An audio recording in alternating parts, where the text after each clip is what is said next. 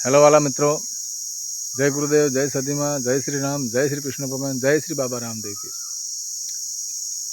अरे खम्मा खम्मा खम्मा खम्मा खम्मा खम्मा खम्मा खम्मा खम्मा खम्मा खम्मा खम्मा खम्मा खम्मा खम्मा खम्मा खम्मा पीरने जाजी खम्मा मारा रणुजाना रायने जाजी खम्मा हिंदवा पीरने जाजी खम्मा मारा रामदेव पीरने गणी रे खम्मा हिंदवा पीरने जाजी खम्मा मारा रणुजाना रामने गणी रे खम्मा।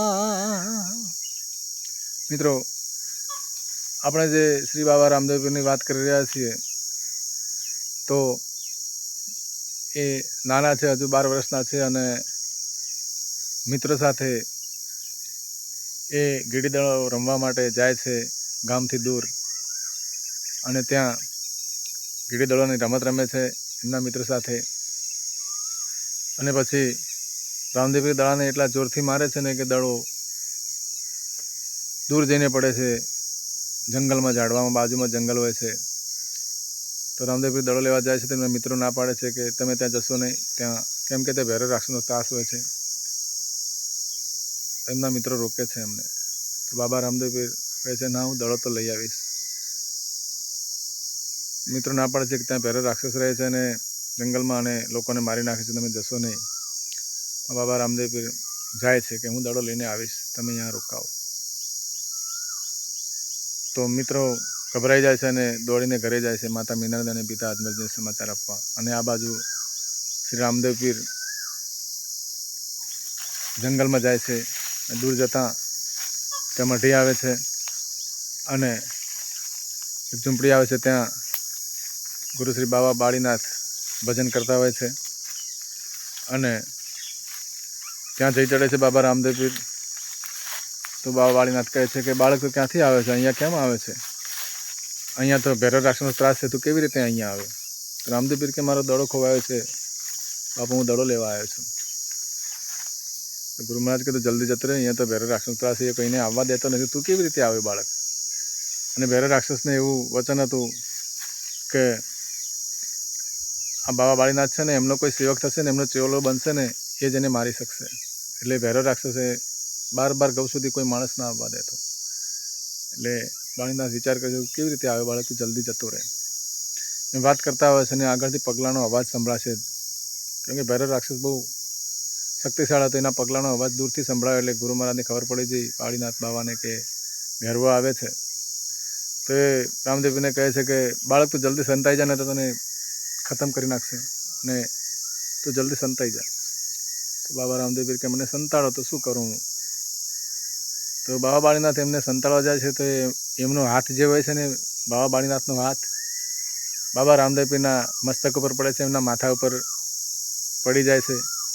તો રામદેવ પીર એમના ચરણે પડે છે અને કહે છે કે પ્રભુ તમે મારા ગુરુ થાવ અને મને સેવક તરીકે સ્વીકારો। બાબા બાળીનાથ કહે બરોબર છે, તું મારો સેવક, આજથી તું મારો સેવક બની ગયો, પણ અત્યારે તું સંતાઈ જા। એમ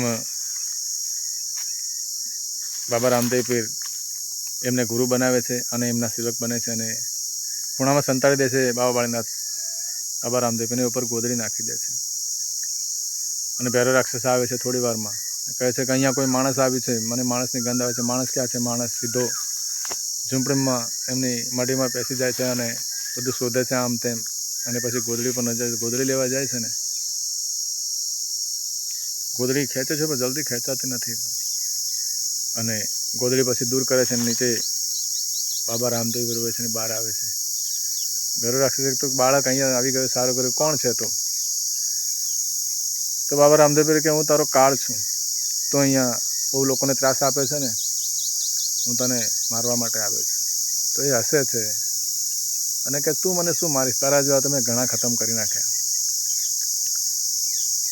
અને એવી રીતે બાબા રામદેવ પીર અને ભૈરવ રાક્ષસ વચ્ચે યુદ્ધ થાય છે અને એમાં પછી ભૈરવ છે ને બહુ થાકી જાય છે અને હારી જાય છે ને બાબા રામદેવ પીર એને મારવા જાય છે, એનો વધ કરવા જાય છે ભાલો લઈને। તો એને ખ્યાલ આવી જાય છે અને પગે પડી જાય છે કે પ્રભુ છે અને હું માફી માંગેલો, મને માફ કરશે। અને ચરણે પડી જાય છે હાથ જોડીને કે બાપુ પ્રભુ મેં તમને ઓળખ્યા નહોતા, મને માફ કરો, મારા પર દયા ખાઓ, માલિક હું તમને ઓળખી ના શક્યો, મને માફ કરી દો, હું તમારી સામે થયો, વાલા મને માફ કરો. તો બાબા રામદેવ કે માફ કરું, કેમ કે પ્રભુ તો દયાના સાગર છે, કરુણાના અવતાર છે. એ હિંસામાં માનતા નથી, એ પ્રેમ ભાવમાં માને છે. કે તો અહીંથી જતો રહે અને કોઈ દિવસ અહીં આવતો નહીં અને જંગલમાં જતો રહે. તો ભેરો રાક્ષસ કહે બાપુ તમે પ્રભુ જેમ કહેશો એમ કરીશ, હું આજ પછી કોઈ દિવસ અહીંયા નહીં આવું અને કોઈ માણસને હેરાન નહીં કરું અને જંગલમાં જતો રહું છું, ગુફામાં રહીશ, કોઈને પરેશાન નહીં કરું બાપુ, પ્રભુ પણ મને માફ કરી દો. રમાપીર માફ કરે છે અને એને મારતા નથી અને ભેરવો ત્યાંથી જંગલમાં જતો રહે છે.